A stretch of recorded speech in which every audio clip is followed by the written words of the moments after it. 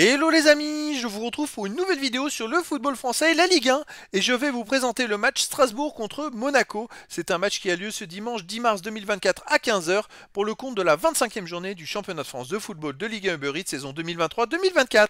Alors Strasbourg c'est le 12e du classement qui reçoit Monaco le 3e. Donc dans cette vidéo on va revenir sur le classement de la Ligue 1 avec les statistiques de ces deux équipes. On verra ensuite le classement des meilleurs marqueurs et passeurs de Ligue 1 avec les meilleurs marqueurs et passeurs pour ces deux équipes toujours en Ligue 1. Puis on enchaînera par tous les résultats et stats de tous les matchs joués, toutes compétitions confondues depuis le début de la saison pour ces deux équipes, avec les résultats et stats de Strasbourg à domicile, les résultats et stats de Monaco à l'extérieur, et on terminera par les compos d'équipes et tactiques éventuelles, ce qui nous permettra d'avoir une idée, une tendance à ce match. Pour ceux qui souhaitent voir ce match à la télé, sachez que vous pouvez le voir sur Prime Video. Alors au classement, on a donc Strasbourg qui est 12e de Ligue 1 avec 26 points en 24 matchs, 6 victoires, 8 nuls, 10 défaites, 25 buts marqués, 37 encaissés, moins 12 de différence de but.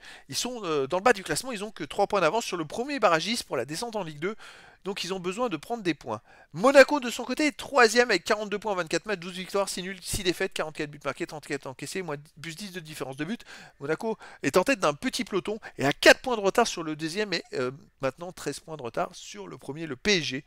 Ils n'avaient pas de Coupe d'Europe à jouer cette saison, ils ont quand même un effectif correct et finalement ils résistent pas une très bonne saison.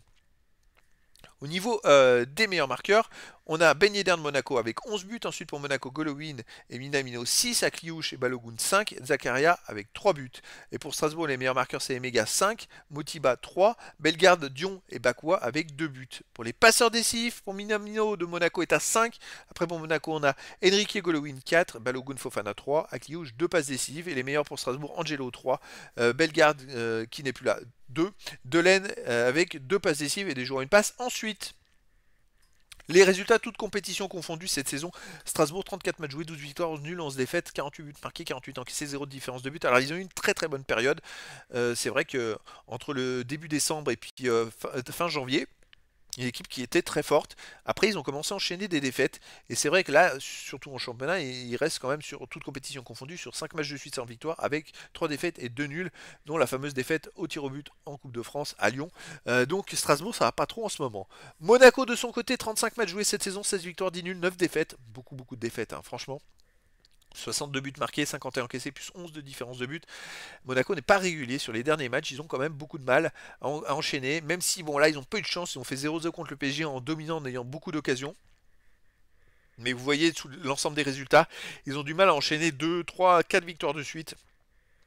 D'ailleurs, le maximum, c'est 3 victoires de suite entre le 30 septembre et le 22 octobre. Mais sinon, voilà, c'est pour ça qu'ils sont 3e du classement. Là, s'ils veulent vraiment espérer aller plus haut, il va falloir qu'ils enchaînent les victoires. Les matchs à domicile pour Strasbourg, Strasbourg reste sur 2 défaites de suite, donc 3 défaites en 4 matchs. C'est pas top en ce moment et surtout ils prennent beaucoup de buts. Monaco à l'extérieur par contre fonctionne très bien, c'est à domicile que ça va pas du tout. Mais comme vous pouvez le voir, il reste sur 8 matchs de suite sans défaite avec 5 victoires et 3 matchs nuls. Donc Monaco à l'extérieur c'est très fort. Alors par contre, ils marquent sur ces 8 matchs, ils ont marqué à tous les matchs, mais ils ont encaissé au moins un but à tous les matchs. Hein. Et quand même sur ces 8 matchs, même s'ils ont fait 5 victoires et 3 nuls, il y a eu quand même 4 matchs où ils ont encaissé 2 buts. Mais il y a eu 2 matchs où ils ont marqué plus, hein, tout simplement. Le but de toute façon c'est de marquer plus de buts sur son adversaire pour gagner. Hein. Mais voilà, Monaco très fort en ce moment à l'extérieur. Au niveau des compos d'équipe et tactiques pour Strasbourg, on aurait du 3-4-1 gardien Bellarouche, défense Doucouré, Perrin, So, milieu terrain Guibert, Vanga, Sissoko, Delaine, attaquant Diarra, Emega et Bakwa. Et pour Monaco, du 3-4-3 pareil avec gardien Keun, défense Magassa, Maripan, Kerrer, milieu de terrain Ouattara, Zakaria, Fofana, Singo, attaquant Golovin, Ben Yedder et Minamino. Donc voilà les amis, le décor est planté entre ces deux équipes. Est-ce que Strasbourg va essayer de se ressaisir pour s'éloigner encore plus de la zone rouge? Est-ce que Monaco va pouvoir se rapprocher des deux premiers? Écoutez, je vous donne rendez-vous ce dimanche 10 mars 2024 à 15 h pour le match de la 25e journée du championnat de France de football de Ligue 1 Uber Eats saison 2023-2024. Strasbourg, le 12e du classement, reçoit Monaco, le 3e. Voilà les amis, je vous dis à très bientôt pour une nouvelle vidéo.